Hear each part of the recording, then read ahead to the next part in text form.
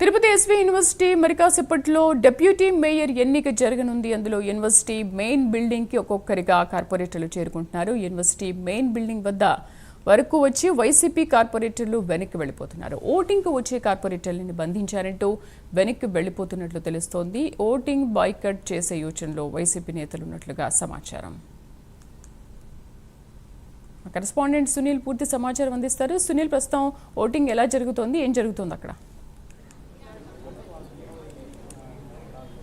Right Sridevi, మొత్తం మీద ఏదైతే తిరుపతి డిప్యూటీ మేయర్ ఎన్నికకి సంబంధించి ఇప్పటికే రసాబసాగా ఉన్న పరిస్థితి ఉందండి.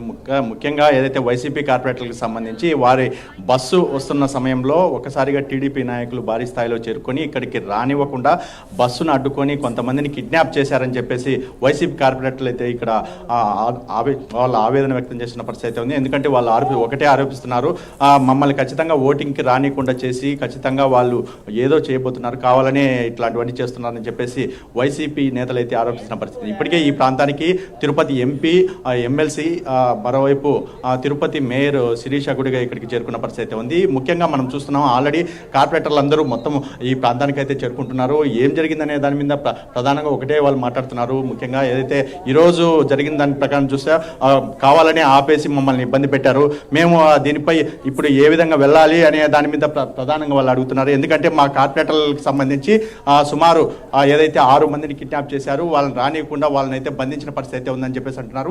మన ముందు ఎమ్మెల్సీ గారు ఉన్నారు, వారిని అడిగి తెలుసుకునే ప్రయత్నం చేస్తారు. సార్ చెప్పండి సార్, ఈరోజు జరిగిన పరిస్థితి ఏంది? ముఖ్యంగా ఏదైతే ఆ దారిలో మిమ్మల్ని అడ్డగించి మీ వాళ్ళని తీసుకెళ్లారని చెప్పేసి అంటున్నారు, మరి దీని ఏమంటారు సార్? ఈరోజు 27 మంది మా కార్పొరేటర్లు, నేను ఎంపీ గారు వస్తున్నప్పుడు సడన్గా మోక దాడి చేసి అందరికి అద్దాలు పగలగొట్టి ఇంజన్ గాలి చేసి బస్సును ధ్వంసం చేసి మా మహిళల మీద దాడి చేసి కొంతమంది కార్పొరేట్ లాక్కెళ్ళిపోవడం జరిగింది.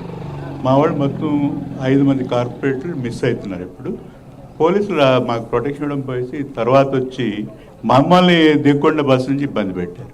కానీ ఇది మన పవిత్ర పుణ్యక్షేత్రం ఇలాంటి దాడులు ఎప్పుడు జరగలేదు. మనం తిరుపతిలో ఆంధ్రాలో ఉన్నాం, బీహార్లో ఉన్న పరిస్థితి ఈరోజు కనిపిస్తుంది.